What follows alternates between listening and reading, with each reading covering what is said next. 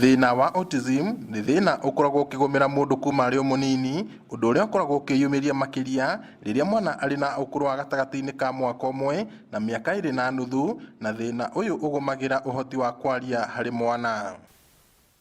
Na kwa ihinda iraya, aciari arĩa marĩ na ciana ta ici makoretwo makĩgũmĩrwo nĩ moritũ ngũrani ta thĩna wa ũrigitani, ũreri wa ciana o ũndũ ũmwe na kwamũkwo nĩ mũingĩ.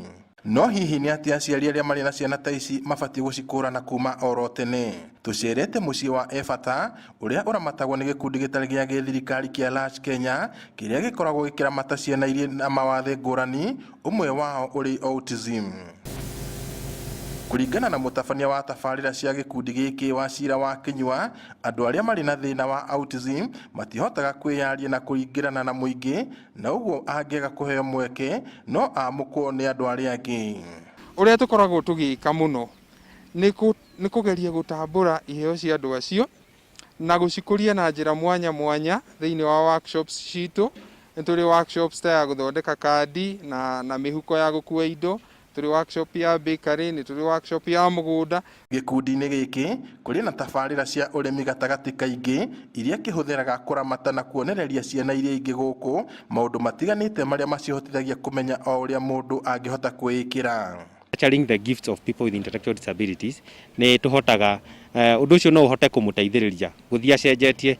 Hau mbere nĩ ngugĩte atĩ ũngĩhota gũcokera activity ĩmwe ĩkorwo ĩrĩ a routine, no ĩmũteithĩrĩrie nginya in future.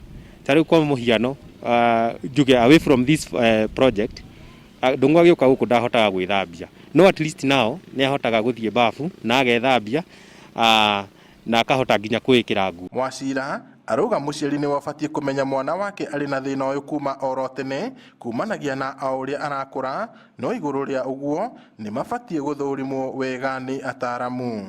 Paul Ndung'u nĩ ũmwe wa andũ arĩa marĩ na thĩna ũyũ wa autism, na ũngĩmũkora mũgũnda akĩruta wĩra na andũ arĩa angĩ ndũngĩmũkũrana o nginyagia rĩrĩa arĩ aria.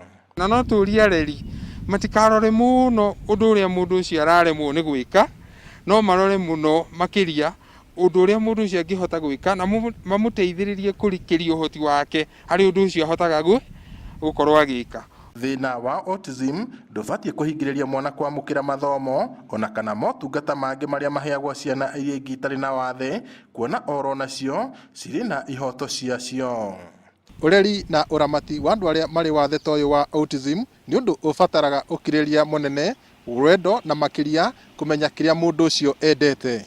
Ngiribotera Inooro TV kuma taũni ya Nyahururu kaunti-inĩ ya Laikipia, njĩtagwo Peter Mwangi.